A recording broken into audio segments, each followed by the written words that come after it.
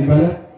ኤልሳቤጥም ዘካርያስም ዮሐንስም ሳይወለዱ 700 ዓመት ቀድሞ የነበረው ከይሁዳ ነቢያት አንዱ ልዑለ ቃል ኢሳይያስ የእግዚአብሔርን መንገድ ጥረጉ፣ አስተካክሉ፣ አንጹት፣ ልዩ አድርጉት፣ ደልድሉት፣ ጎዝጉዙት ብሎ የተናገረ የአዋጅ ነጋሪ ቃል በምድረ በዳ የሚጮህ ብሎ የተናገረው ኢሳይያስ ስለ መጥምቁ ዮሐንስ ነው።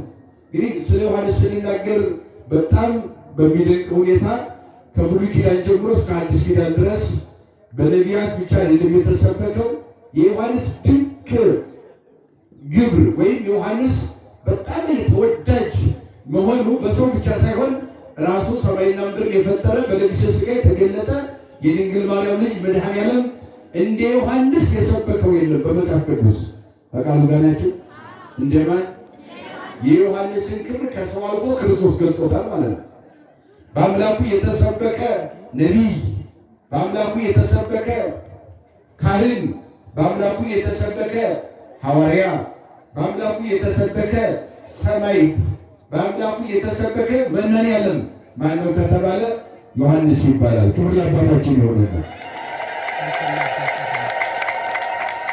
ይሄ በትንቢት አስቀድሞ የተነገረው ይፈጸም ዘንድ የአዋጅ ነጋሪ ቃል በምድረ በዳ የሚጮህ ቃል ተብሎ የተነገረው የእግዚአብሔር መንገድ ጥረጉ የሚለው ማቴዎስ በምዕራፍ 3 ጽፎታል፣ ሉቃስ በምዕራፍ 3 ጽፎታል፣ ዮሐንስ ምዕራፍ 1፣ ሉቃስ ምዕራፍ 1፣ ማርቆስ ምዕራፍ 1። አራቱም ወንጌላውያን ተባብረው በአዲስ ኪዳን ጽፎታል። ይህ ጉዳይ ከነኚህ ወንጌላውያን ሳይፈጠሩ ሳይወለዱ ሳይጠሩ 700 ዓመት ቀድሞ ግን ማን ጻፈልን? ስለ ዮሐንስ ማን ተናገረ? ኢሳይያስ ጻፈ፣ ተናገረ፣ ተረጎመ፣ ተራቀቀ ስለ ዮሐንስ ማለት ነው እንጂ እኮ በዚያ ዘመን አይደለም በምድረ በዳ የጮኸው ዮሐንስ። በኢሳይያስ ዘመን አልነበረም በምድረ በዳ የሚጮህ የአዋጅ ነጋሪ ቃል። ያ አዋጅ ነጋሪ ቃል መቼስ ያው ታውቁታላችሁ። አዋጅ ነጋሪ ነጋሪት ይመታል። ይሄ ለጦርነት ሊሆን ይችላል፣ ለተለያየ ነገር ነጋሪት ምድርን የሚያናውጽ ነጋሪት ይመታል። ያን ጊዜ ምድር ሁሉ ዋይ ዋይ ትላለች፣ ትሰማዋለች ማለት ነው። ከዚያ ጋር ሲተረጉመው ዓለም ሁሉ ሊቀበለው የሚገባ፣ ዓለም ሁሉ ሊሸከመው የሚገባ፣ ዓለም ሁሉ ሊናፍቀው የሚገባ አማናዊ ቃል ኢየሱስ ክርስቶስ ወደዚህ ምድር መጥቶ በማኅፀነ ማርያም በድንግል ማርያም የማኅፀን ሰሌዳ ላይ አካላዊ ቃል ተጽፎ ከድንግል ተወልዶ በዚህ ምድር ላይ እየተመላለሰ በኪደተ እየተመላለሰ ዓለምን ከማስተማሩ አስቀድሞ ዓለምን እንደሚቀድስ እንደሚመላለስ ስለ እርሱም ደግሞ የምስራችን እያወጀ የሚመጣ የበረሃው መናኝ የበረሃውን ኮከብ በጠለ ትምህርቱ የአይሁድን ልቦና ያለመለመ በጠለ ጸሎቱ የሲናን ምድረ በዳ ያለመለመ የወንጌሉ ኮከብ የበረሃው ሰባኪ ማነው ሲባል ማነው እሱ? ስለሱ የተናገረለት አያችሁ። ስለሱ የተናገረው ገና ሳይወለድ ግብሩን ገለጠና ተናገረለት። ገና ሳይወለድ በስራው ገለጠው። በስሙ አይደለም፣ ዮሐንስ ስሙ አይደለም፣ የአዋጅ ነጋሪ ቃል ብሎ የገለጠው በምድረ በዳ እያወጀ የሚመጣ እንግዲህ ይሄ የተነገረለት በነቢይ አስቀድሞ ትንቢት የተነገረለት ነቢይ ሰማዕትም ነው፣ ሐዋርያም ነው። እሱ በኋላ እንመጣበታለን። ጌታችን እንዴት እንደገለጠው ክብሩ እንዴት እንደሰበከለት በዚህ ላይ በዚህ ዓለም ላይ እንደሰበከው እሱ በኋላ እንመጣበታለን። ዋናው መሰረታዊ ነገሩ ግን ከ700 ዓመት በኋላ የአዋጅ ነጋሪ ቃል ተብሎ ከተነገረለት በተነገረ በ700 ዓመት ፍጻሜ መጨረሻ ላይ የነቢያት መደምደሚያ ነቢይ የሐዋርያት መጀመሪያ ሐዋርያ እርሱ ይወለድ ዘንድ እግዚአብሔር በብስራተ መልአክ ራሱ ፈቅዶ የቅዱስ ገብርኤልን ከሰማይ ወደ ምድር በናዝሬት ገሊላ ባለች ቤተ መቅደስ መልአኩን ልኮታል። እግዚአብሔር መልአኩን በምሕረት ይላክልን እግዚአብሔር። ቅዱስ ገብርኤል የደስታውን መልአክ በመጽሐፍ ቅዱስ የደስታ መልአክ ይባላል። ቅዱስ ገብርኤል የምን መልአክ? ምክንያቱም ከገብርኤል አንደበት የሚወጣው ደስታ ብቻ ነው። ገብርኤል ሁልጊዜ ይዞ የሚመጣው መቅሰፍት ይዞ ይመጣል። ገብርኤል ሐዘን ይዞ መጣ አያውቅም። ሐዘንን የሚያርቅ ደስታን የሚያጎናጽፍ ከአንደበቱ የሚወጣ ደስ ይበልህ ደስ ይበልሽ የሚል ሙሉ በሙሉ ችግርና መከራን የሚያስወግድ መልአክ፣ ደስታን የሚያጎናጽፈው መልአክ ቅዱስ ገብርኤል ነው። ቅዱስ ገብርኤል እና 7ኛው መቶ ዓመት በሚጠናቀቅበት ጊዜ ትንቢት በተነገረ የአዋጅ ነጋሪ ቃል ተብሎ የእግዚአብሔርን መንገድ ጥርጊያውን አቅኑ፣ አስተካክሉት፣ ጎባጣው ዝቅ ይበል፣ ተራራውም ዝቅ ይበል፣ ሸለቆም ደግሞ ይሙላ ብሎ ይሄ ለዮሐንስ የተነገረው ይሄ ይፈጸም ዘንድ ዮሐንስ እንዲወለድ እግዚአብሔር መልአኩን ላከ። ማንን ላከ?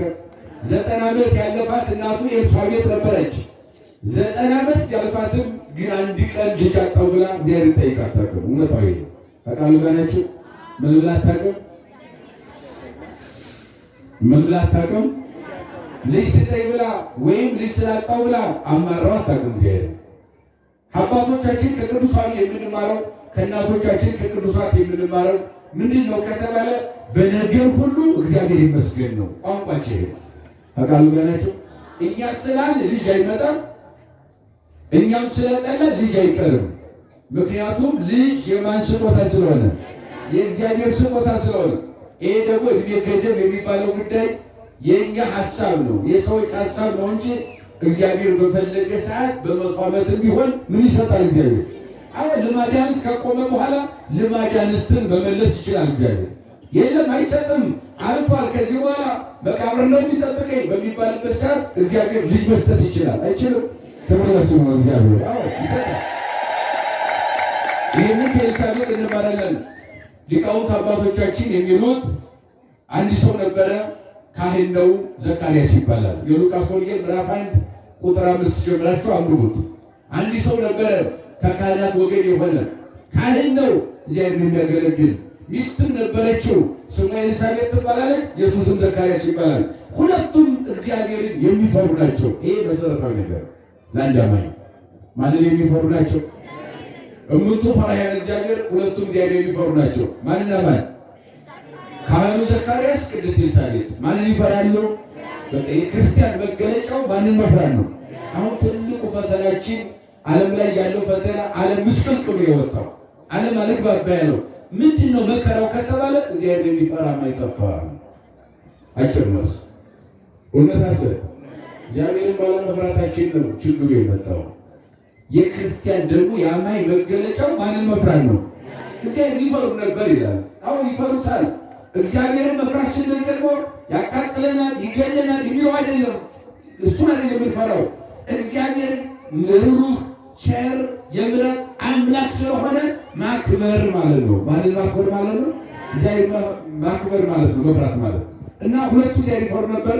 ወይሃጉሉ በኩሉ ፍናዊሁ፣ በሕጉና በሥርዓቱ ይጓዙ ነበር። የፍርሃት መገለጫ እግዚአብሔርን የመፍራት መገለጫ በሕግ መኖር ነው። በምን መኖር ነው? ሕግና ሥርዓትን ምን ማለት መጠበቅ ነው። አድርግ ያለውን እግዚአብሔር ማድረግ፣ አታድርግ ያለውን ደግሞ ምን ማለት አለማድረግ። ሕግ መጠበቅ ማለት ያ ነው። የሙሴ ትእዛዛት ኦሪት ተጽፈዋል። በሕጉ ይሄድ ነበረ። ደግሞ በአምልኮቱም ደግሞ ቀናኢ ሆነው እያመለኩት ይኖሩ ነበረ። ወይም የታምልክ የሚለው ሕግ ጠብቀው ሕግጋት የተባሉት ደግሞ ስርዓት የተባሉትን ደግሞ 9 ሕግጋት ስርዓትን እነሱ ጠብቀው ጧት ማታ እግዚአብሔር እያመሰገኑ የሚኖሩ ሽማግሌ የሆነ ካህን ነበረ። ስሙ ዘካርያስ ይባላል። የበራክዩ ልጅ ነው። ከካህናት ነገድ የሆነ ሚስቱም ደግሞ ኤልሳቤጥ ትባላለች። ሁለቱም ማንን ይፈራሉ? እግዚአብሔር ይፈራሉ። ነገር ግን ልጅ አልነበራቸው። እሱ 100 ዓመት አልፎታል፣ እሷ 95 ዓመቷ ነው ይላሉ ሊቃውንት መተርጉማን። በዚህ ዕድሜ ውስጥ ሆነው ስለ ልጅ ግን ጠይቀው አያውቁም። ጧት ማታ እግዚአብሔር ያመሰግናሉ። የእነሱ ድርሻ እግዚአብሔርን መፍራት፣ እግዚአብሔርን ማመስገን እንጂ ልጅ የመጠየቅ ግዴታ አይጠበቅባቸውም። ለእነሱ እንደሚያስፈልጋቸው ማን ስለሚያውቅ ለዚህ ነው በዚህ በመጽሐፈ መነኮሳት ማሪሳቅ የተባለ ሊቅ አለ።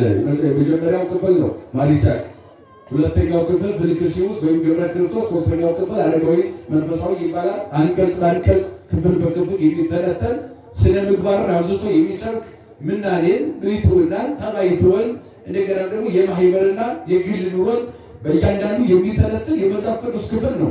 ይሄ ማሪሳቅ የሚባለው በተለይ ደግሞ ይሄ ታላቅ ሊቅ ምሕረት እግዚአብሔርን የእግዚአብሔርን ቸርነትና ምሕረት አብዝቶ የሚሰብክ ሊቅ ነው። የቅዱስ ኤፍሬም ተማሪ ነው፣ የሶርያዊ ማለት ነው።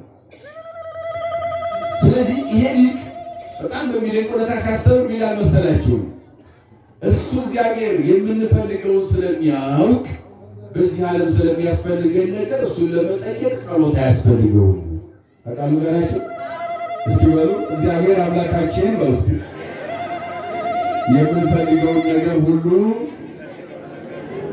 እሱ ስለሚያውቅ ለዚህ ዓለም የሚያስፈልገን ነገር እሱ መጠየቅ አይጠበቅብንም። የሚያስፈልገን ማን ስለሚያውቅ? አያችሁ፣ እግዚአብሔርን የሚያውቁ ሰዎች፣ በትክክል እምነት ያላቸው ሰዎች በዚህ ምድር ላለ ነገር ግዴታ አድርግልኝ ብለው አይጠይቁም። ጸሎታቸው ሁሉ የሚሆነው ምንድነው ከተባለች የማንጠይቅ ከሆነ ምንድነው ጸሎታችን ከተባለ ኃጢአተኛ ነኝ ይቅር በለኝ፣ እስካሁን የበደልኩትን ኃጢአቴን ደምስስልኝ፣ ወደፊትም እንዳልሰራ ኃጢአት እንዳልመለስ፣ ወደኋላ እንደሪያ እንዳልመለስ እንዳላሳጭን አንተ ጠብቀኝ። ቋሚ ጸሎቱ የክርስቲያን ያማኝ ይሄ ነው ማለት ነው። ከዚያ ውጭ ያለውን እኛ ሳንጠይቀው ማን ይሰጣል? እስኪ አሁን አንድ ነገር ጠይቃችሁ፣ ሰማይ ባይፈጠር ዝናብ አይኖርም አይደል? ሰማያትን ዘረጋ፣ ውሃን ከሶስት ከፈለው፣ ጠፈራልና በምድር ላይ ውቅያኖስ አለ። ውቅያኖስ ትነት ይሰጣል። ጊሜ ወይም ጉም የምንለው የውሃ ትንፋሽ ማለት ነው።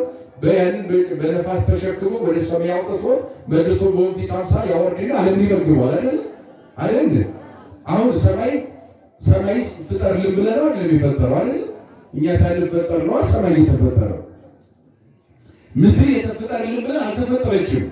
ምክንያቱም እኛ ሳንፈጠር ማን ተፈጥሯል? ምድር ተፈጥሯል፣ ባህሩ ተፈጥሯል፣ ውቅያኖስ ተፈጥሯል፣ ረቂቁ ግዙፉ ፍጥረት ተፈጥሯል፣ አትክልቱ ተፈጥሯል፣ እህሉም ተፈጥሯል፣ እንስሳቱም አራዊቱም ተፈጥሯል። ሁሉም ነገር የተፈጠረው እኛ ሳንፈጠር ነው። ተቃሉ ገናችን። ምክንያቱም እኛ ይህንን አድርግልን ብለን የተፈጠረ ይህንን ስጠን ብለን የተሰጠ ነገር የለም።